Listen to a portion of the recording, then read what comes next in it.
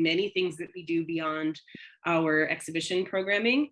I've been here for 13 years now, I think, in various roles, from a Young Canada Works student collections assistant, which Mollie was also at one point.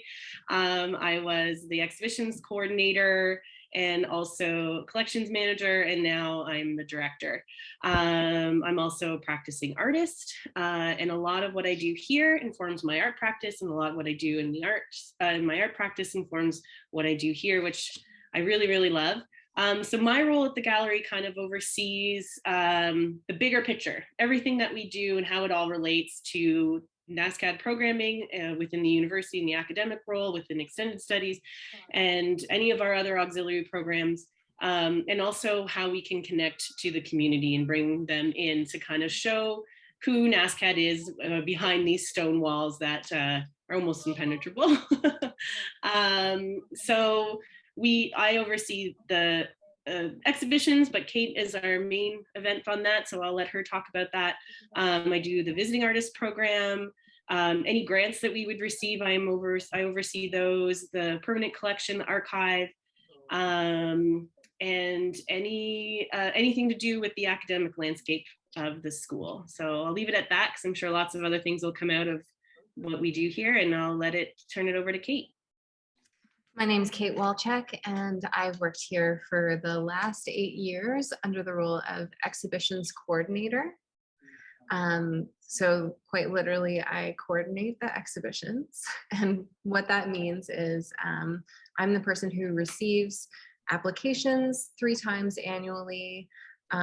We devise our programming schedule, and I have the pleasure of working with each of our exhibitors, mostly students, individually, putting together their press releases with them, planning for installation, their installation strategies, and then also dismantle strategies, posting their artist talks. So all of that really one-on-one work that happens during every exhibition is what I love to do.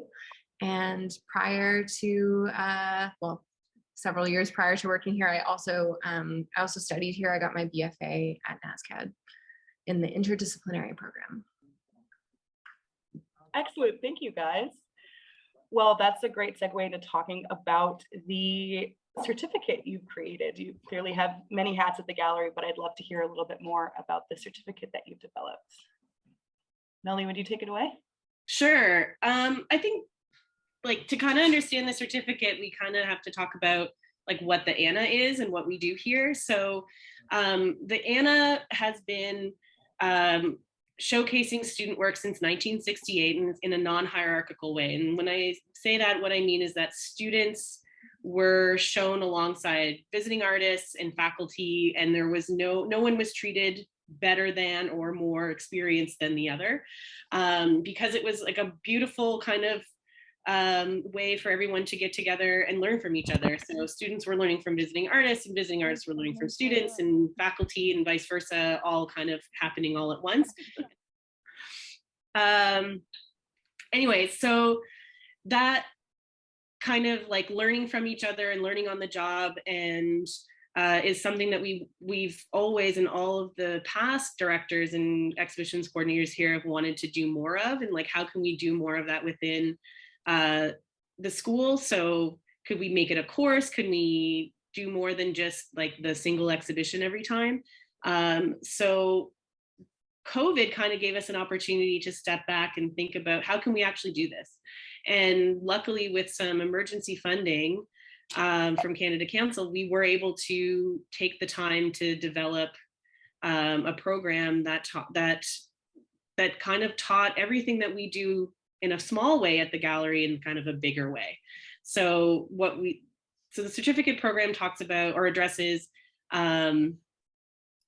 gallery preparation, so how to install your work, how to care for your work, how to care for artists. So it's geared towards not just being a professional in the arts world, but like as an administrator, but also as a professional artist. So we talk about packing your work, preserving your work, keeping track of your work, exhibition design, accessibility within a gallery, We talk about archiving and how that relates to not just in a gallery or museum context, but also in your own practice and the importance of that and keeping records and track of things. There's writing, critiquing, and the most popular things like taxes, grant writing. Oh, there's a big rumble outside. Maybe Kate can take it from here. I'm going to mute. I've got the Cogswell interchange being developed next door. Yeah, we tried to focus on really practical information, like some additional things that were very memorable for me were some interviews about how to be in a studio visit, which can be one of the most stressful things as an emerging artist, being nervous before a studio visit with the curator. So, yeah. No, that's great. I think what's so nice about this certificate and fits so well with the sort of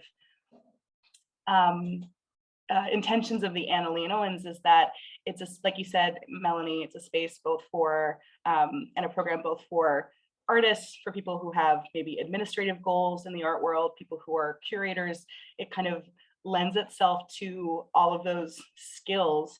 And I wanted to ask, what do you think is empowering about that kind of skill sharing? What can artists learn from administrative and curatorial roles and vice versa? And how does this program kind of support that exchange? Kate, you want to take it away? Mollie, can you frame that again for me? Yeah, I mean, I was thinking about the kind of how often we pigeonhole artist, curator, and then like arts administrator, gallery worker. But it's, I think the Anna Leonowens and this program coming out of it is a place where those roles get a little blurred, and those kind of people kind of work together, and also the individual artist or the individual curator kind of share those roles. Can you talk a bit about what the benefit of that skill sharing is, what kind of gallery workers, creators, and artists can learn from each other? Absolutely. So Mel and I were talking about this earlier. It creates basically perspective when all of those people in all of those roles are working together. It creates perspective. And Melanie actually found a really great meme yesterday on Instagram talking about how some of the most successful exhibitions are not the ones that are necessarily the most funded. They're the ones where everyone is working together to essentially create a culture of care around a show. So we are unique here at the Anna in that basically the role of Melanie and myself is that we facilitate the exhibitions, and there's a lot of background admin work that's happening for us to do that. But because we are a pedagogical gallery, we're a little bit unique in the sense that every single student who's coming here to install, to some effect, is their own curator, is their own promotional person, their own hype man, is their own, I do edit the press releases, but they're responsible for assembling those for me. Each student is essentially responsible for deciding where in the gallery they want to put their stuff.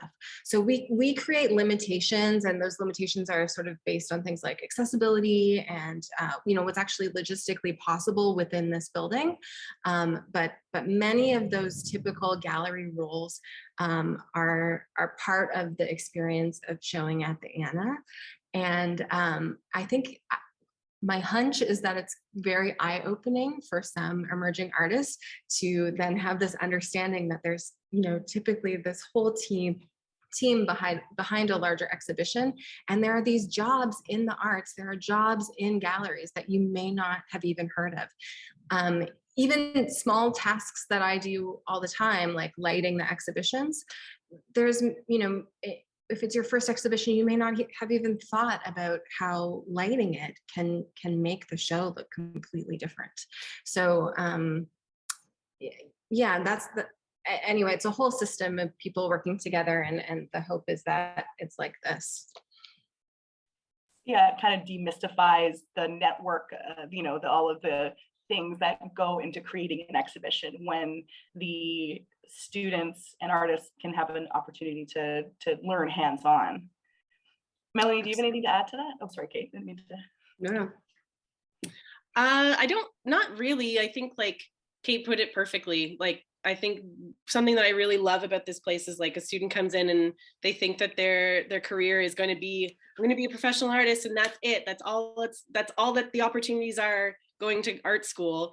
And then they come and do their show and they're like, oh my God, I really love planning the show. I think, and then they become a curator. They love the writing aspect and become a writer. They love seeing what Kate does and like the magic that she does when helping them guide them through the show, and they realize that they want to be some kind of arts administrator. And I think that that's what's so great about the Anna. And what I really hope that students take when they are here is just like go out there and get involved. Like they see what Kate does and know that, you know, there's a little bit of this at every museum or gallery that's out there. And if you're interested in that, go find that, go put your name in their ear, in their inbox to support what they're doing and learn from them. I think one of the most interesting examples of this are students who come to us and have an exhibition, and then I will mention to them that, you know, their exhibition number 4,854 in the history of Anna shows, and that we keep an exhibition file for every single show that's ever happened in this space. And I can sometimes see that person's mind open and realizing we have an archive, and that just completely gets to them and they are excited about it, and you know, perhaps may end up working in an archive in a museum or gallery space. Yeah. Well, that's great. I myself have worked in the Anna Leonowens archive and I highly recommend it. Yeah, something made me remember.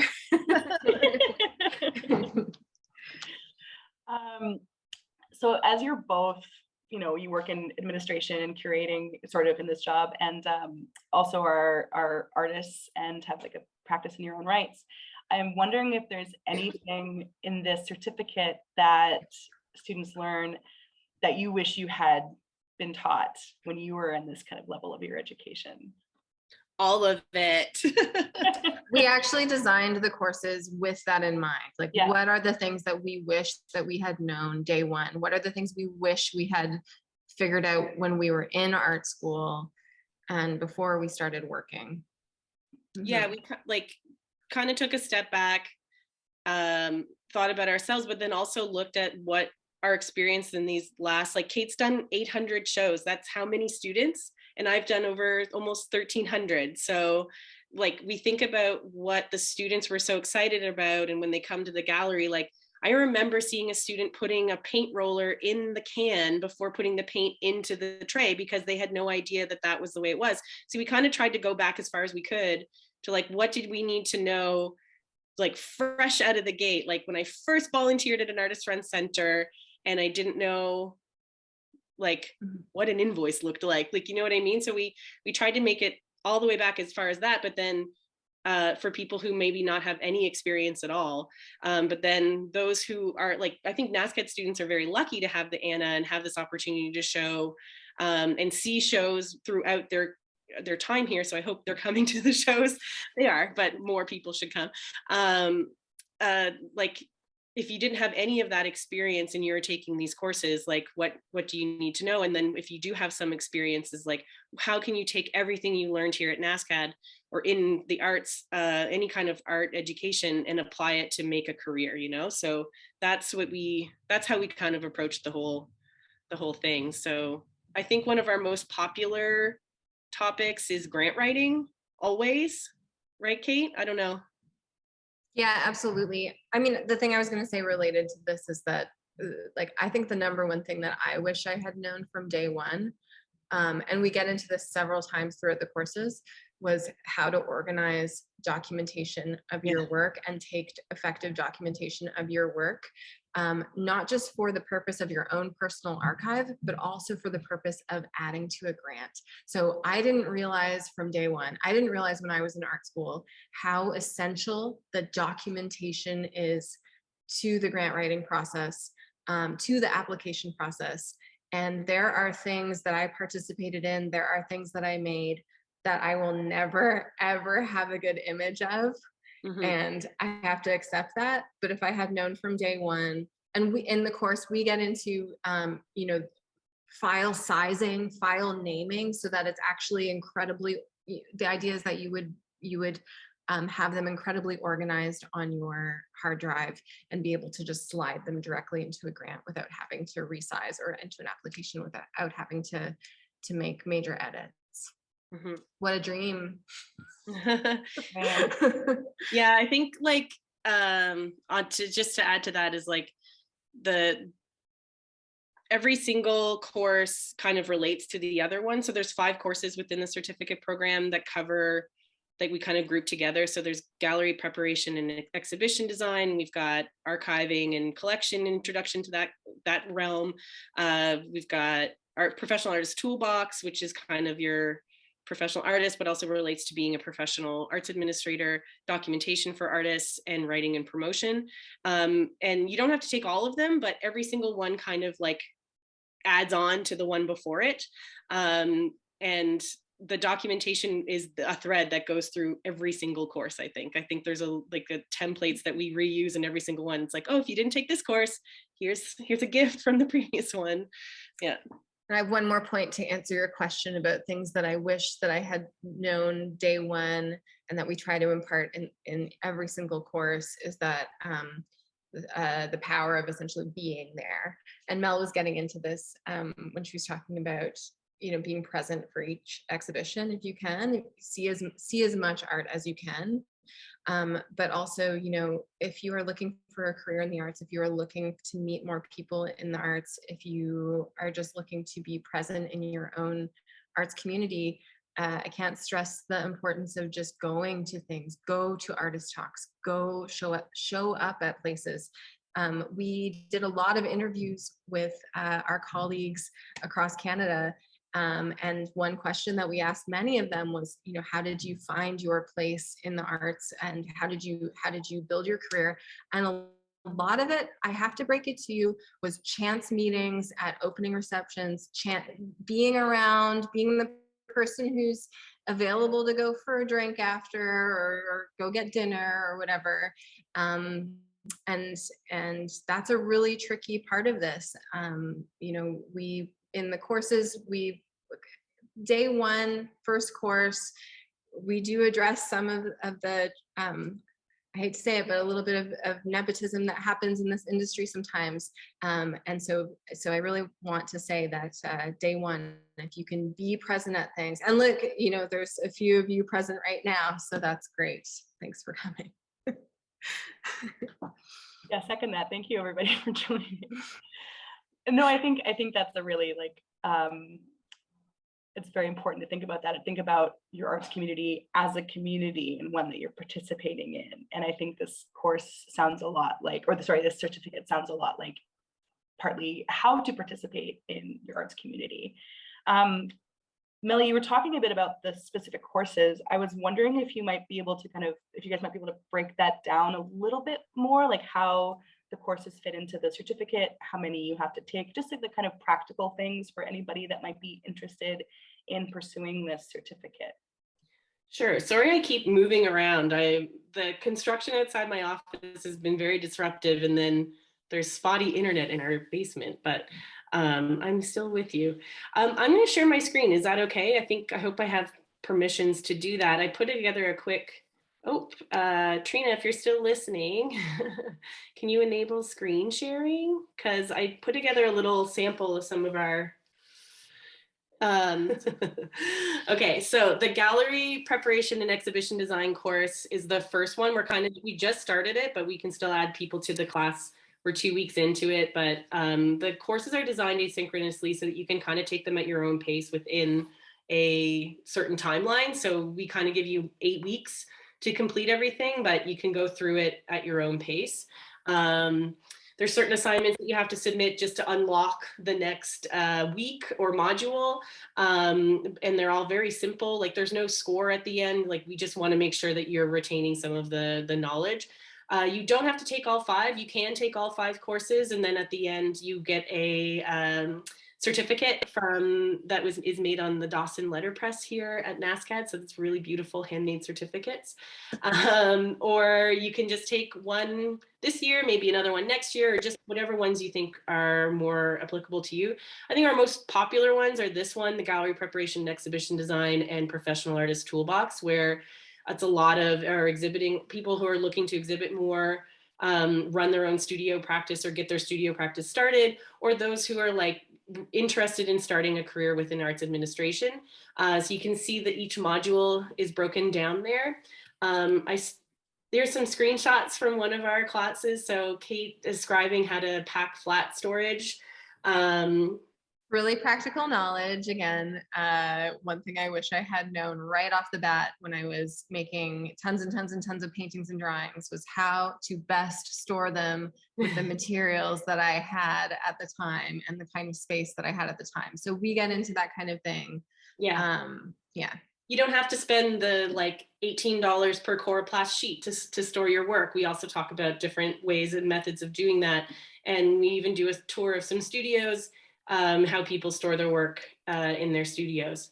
This is another one about how cute we can get with our videos, with our we usually have a cat theme going within our gallery things. You can also see at the bottom that this is all of our videos are captioned as well. And transcripts are available, and anything that uses a PowerPoint comes with a PDF within the course. So you can go and take that with you for later or make notes from it as well. There's some weekly handouts that come with it. So, a template on how to make protective corners for your paintings or framed works is part of that. Hanging equations. So something that we talk about right away is 2D hangs. So how to make a grid, what is eye level height, but also like how to install these things that are accessible within a gallery, so not making things too high, keeping things on more of the low side, spacing, etc. So some cheat sheets that we leave you with as well. Here's a little clip that I think is Today we're wrapping a painting by Kaiser de Graaf Ford. So you see we have our clean moving blanket on a flat surface, our clear plastic, our packing tape, our coroplast corners, bubble wrap, scissors, and an X-Acto knife. And Melanie and Kaiser are tag team wrapping this painting. So a lot of our videos, or some of the videos, are instructional voiceovers like this, where someone is doing something, Kate or I are giving the instructions after. Today we're wrapping a painting. We've got Roxy Ibbotson, who is a very big star in the gallery preparation world, especially on the East Coast. His claim to fame is the salon hang at the Owens Art Gallery. He's been doing it for his over 26 years of working at the Owens. Look closely at the salon hang, the original one right through. The Millet, the large one, and the Hawkins on both sides, and the Robinsons, and the Wyatt Eatons. They take up a certain amount of space. If you were squared off, you'd see the Millet kind of tells you what that space is, and the rest kind of fit across. So spacing is adapted to make the pieces up and down and sideways fit within that restricted space. I call it the belt. To me, it's a belt. So Roxy talks about the way that his methods of doing a salon hang, which ends up being a very popular way in some galleries, especially museums who have large permanent collections. So it's a great method. He talks about his method, and then Kate and I talk about methods that we use within the gallery for our shorter turnaround shows that aren't permanent works, but and are up for not months and months at a time. Professional Artist Toolbox is a lot of the admin side of work in the gallery or as a studio artist. So you've got writing proposals, preparing submissions, grant writing. We get you to write an actual grant. Kate and I give you pretty detailed feedback on that. We talk to people who are jurors or been on juries. We talk to program officers. They give you an idea of what to expect behind the scenes. We have another quick, taxes is my favorite topic. Hello, I've just gotten back from an award ceremony where you were given an award for your amazing art. Do you like my gown? awards are great, and many of those are not taxable, so that's good. But grants are also wonderful, but a little tricky come tax time. First, congratulate yourself, make your art, and then think about its tax implications. There are two major hazards when reporting income from grants to the CRA. First is the income on the T4A related to your grant falls in a misleading income box called other income. Other income. So Natalie Slater has a really fun time talking to us about taxes and budgets to make sure that people are pretty engaged. I know it's a very boring topic, but I continuously go back to Natalie's videos myself at tax time. Writing and promotion for They're art. awesome. Yeah, they're so fun. She involves costumes and drama. I'll just mention too that the videos play very smoothly when you're watching them in the bright space. Yes, right now we're kind as of opposed to Zoom. yes, and look much clearer than the ones that are here. Writing and promotion for artists and galleries, writing press statements, all about pitches and critiques, something that, especially being on the East Coast, our community is so small, and we hear from people that it's really hard to write about your friends. And how do you write about your friends or people that you know in your community, especially if you have criticism? So Mireille Gerges gave us a beautiful 3-hour conversation about writing, pitching your work to magazines, talking about criticism and critiquing work and writing about art, especially being from smaller communities. We have folks from commercial galleries talking about pricing work and how to talk to commercial gallerists, especially out here. We don't have very many, but we have lots of students from Calgary, Toronto, Montreal, Newfoundland, but and how to approach galleries that you might have in your area. And then social media content, not just for yourself, but also for museums, and how to kind of create your online presence. Documentation, so documenting your work, how you can document work with a cell phone, because a lot of us can't afford these fancy cameras. Performances, file management. This one's a shorter one, like the writing for the arts or writing and promotion, but very thorough and lots of technical information. And then lastly, intro to archives and collections. We use the Anna Leonowens as kind of a starting point for this, with our own collection, which is small but mighty, and our archive that is actually very popular with a lot of researchers all over the world. And because we are continuously doing work on the archive, it's a great resource for this course. Rebecca Young and Lellen Reed play a big role in this one from our library, and it's been, yeah, that's kind of it. That's all the courses. Amazing. Thank you, Melanie. So it's like a predominantly online course then, just to clarify, or like it's an online accessible course. It's online, it's accessible, Yes. It's through extended studies. Yeah. Oh, great. That's excellent, because it's such, for anybody that, you know, like me, for example, who did a BA at NSCAD and maybe didn't get to hanging your own exhibitions at the Anna. That's such a great resource for anybody who's not currently a student or hasn't been a student and would like to learn from the Anna in that way and from you folks. I'm seeing in the chat that there's a question. Students in which year can do it? So we should clarify that this program is through NSCAD Extended Studies, which means it's non-degree. So anyone can do it at any time, but it's not part of your BA or BFA or whatever degree you're getting at NSCAD. It's its own separate certificate.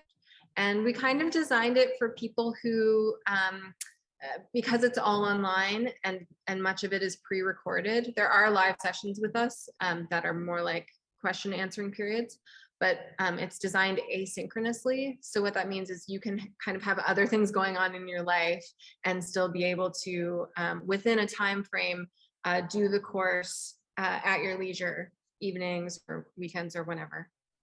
It's about 3 hours a week for each lesson.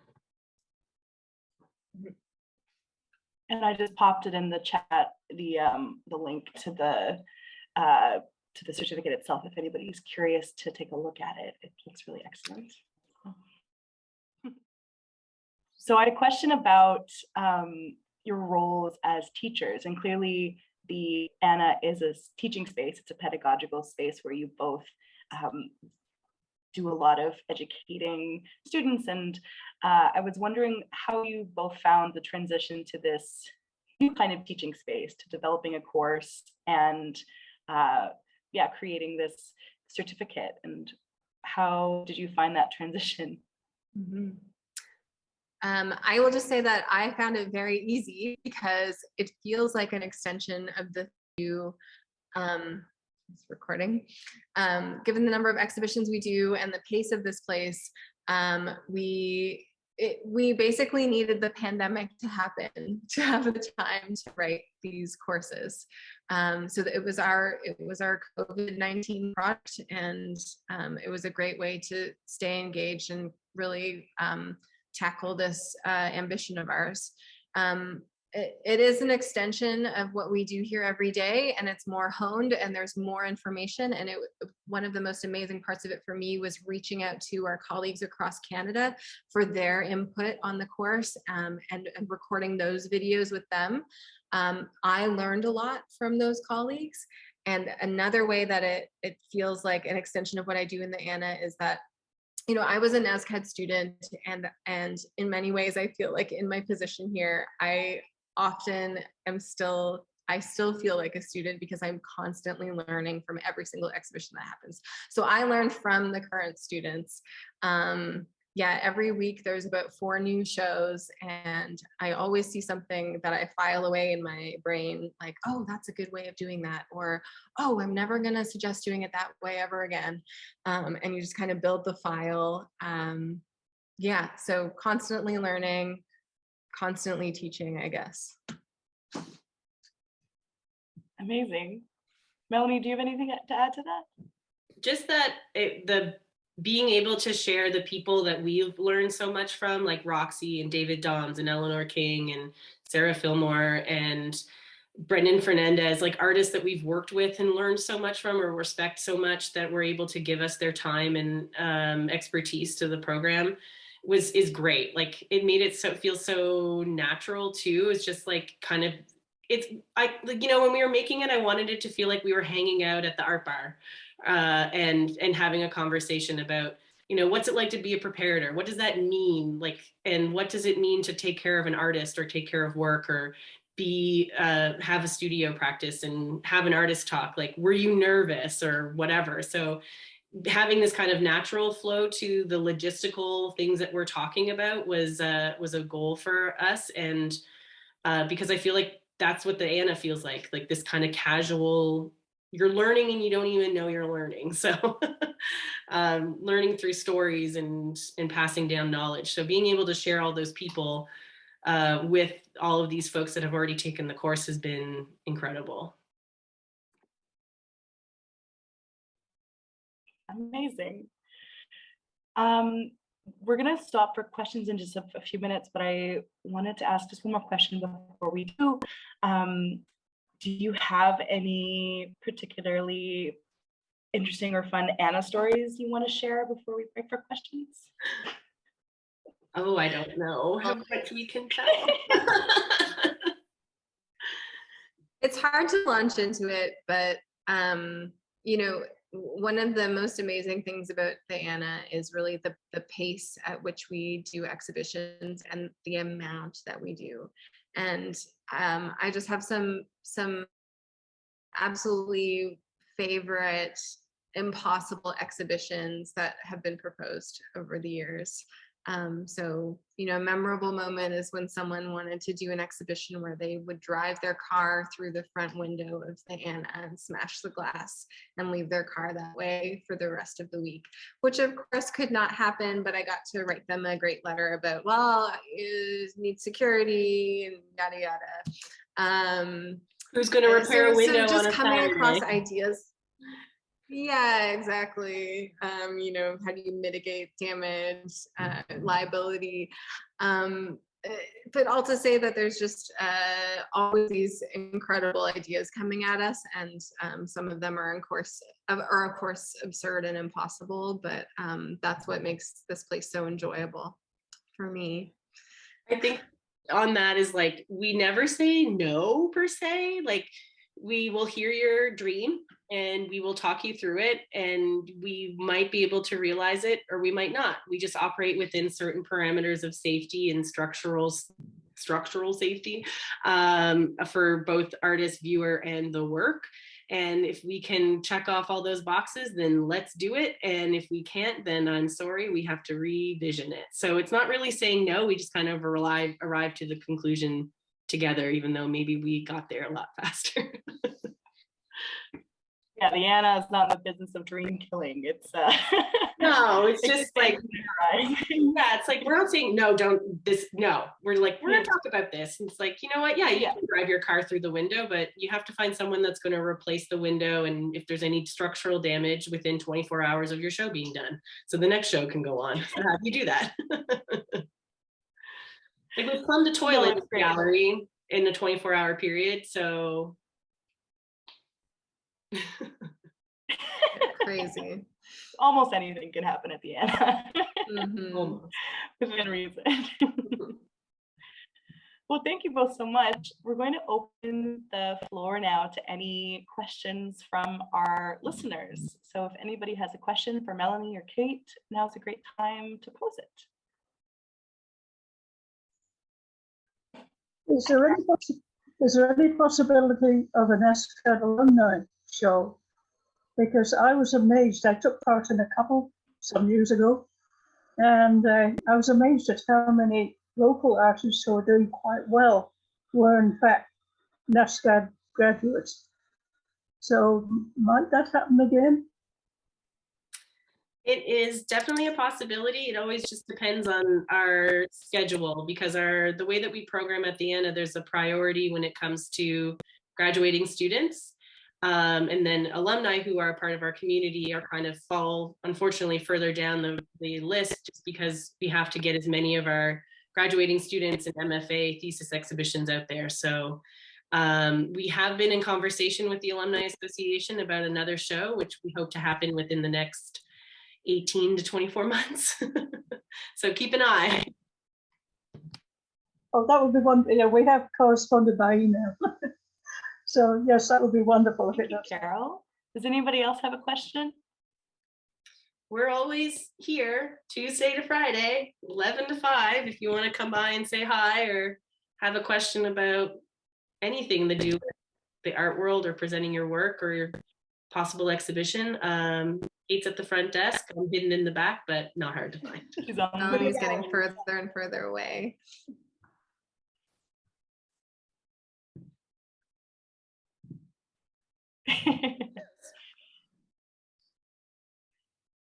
Oh, we're in the gallery now. Exciting. Yes, you get a preview of the shows. Great work. I mean, because how long has the Anna been open again during the pandemic for shows? Fall 2021. Yeah. Okay, great. Mm-hmm. We had shows in our windows during COVID, so we still had some exhibitions and some online components, which I think were pretty successful. Some different kind of work was presented within those restraints. And yeah, but it's been great to be physically open. I'm closer to the construction again. It's okay, I can't hear it.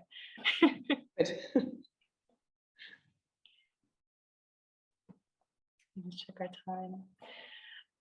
So we've got about a few minutes left. We can chat a little longer for our remaining visitors. Some people had to leave a bit early. How has it been to have the exhibitions back, to have kind of students back in the gallery, to be like working together again as a group? How has the energy changed? I think I can speak for both of us in that it feels like a big relief. We're really excited to be back. We tried to be creative during the pandemic, and as we were writing these courses, we ran window exhibitions. We did that for several semesters. There were some really great exhibitions in the windows. They were just to be viewed from the street, and students, did their best to show the work in that scenario. But it's never ideal. It's so nice to be in a gallery. and have real open contemplative space and social space. So it feels great to be back. Yeah. And the campus feels busy again too. So I think just everyone's morale is up again as well. Yeah. I will note it's been a funny transition being back in the gallery, because there is sort of like almost a gap year or two where we have a few years of NSCAD students who had never been to the gallery, but they're in their 3rd and 4th year. So that's been really interesting to see them discovering the gallery for the first time, and also really seeing in real life art exhibitions for the first time, and considering how things are hung, and considering sort of the actual material culture of it all, as opposed to screen culture. So I think there's a learning curve to that, and I feel like we're getting those skills back about how to install work, and how and becoming attuned to how to make it look its best in a real life setting. Which again goes back to the thing that we were talking about the importance of showing up to things, going to things, being exposed to things. So I'm hoping that people continue to be sick of doing everything online, and creating balance and coming to see things in real life too. Every Mondays. Yeah, totally. Exceptions, but almost every Monday, opening at the Anna. Pretty much. One last night and there's one next week. There you go.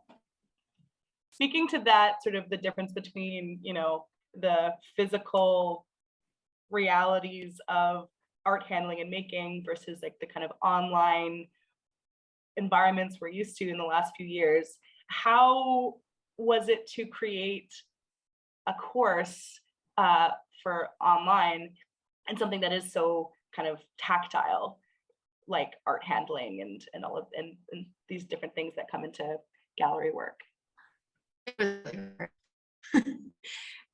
You really picked up on something that was at top of mind for us the entire time. But the reason I think this works as an online course is that we are able to reach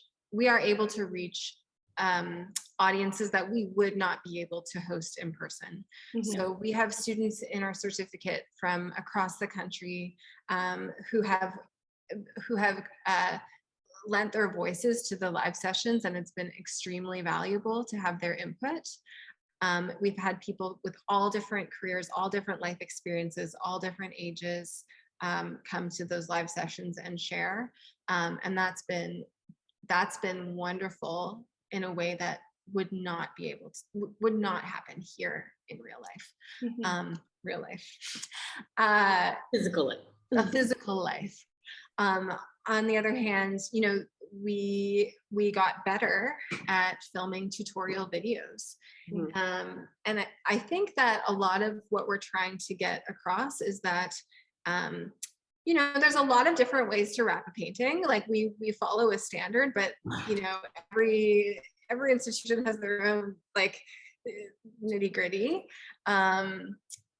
But it's about being in the mind frame of thinking like, okay, how am I going to best pack this work, and how do I protect it? And just knowing that that's your responsibility to do, and something you should be thinking about.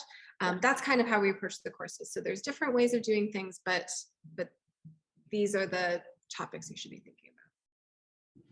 Just best practices, and just and guiding, like Kate was saying, like everyone's going to have a different way of wrapping a painting, but make sure it's protected is the essential thing in the end. And we talk about from being able to wrap your painting with a clear garbage bag versus a black garbage bag, like you can use the things that are around you, but be conscious of what a black garbage bag would do versus a clear garbage bag. Yeah, we've seen art be accidentally thrown out because of what it was wrapped in. Yeah. So yeah, these little tips that you pick up along the way. Very handy. Mm-hmm. Well, thank you both so much for joining us today. Does anybody have a final question from Kate? Melanie and Kate, is there anything else you'd like to tell us about the Anna or about the certificate before we go? Just that if you have any questions about it, you know where to find us. So Anna Leonowens at NSCAD.ca. You can log onto our website, theanna.nascad.ca. Yeah, we're here for you. Come to the openings on Monday nights. We'll be here. Absolutely. Thanks for being a great host, Mollie. Yeah, thanks, Mollie. Thanks for those of you who joined in. Thank you, guys. Thanks, everybody, so much for joining our first Art Talks session, and keep your eyes on your emails for the next upcoming events. We're going to do this a lot more. And thanks again to Melanie and Kate for chatting with us today. Bye. Everybody.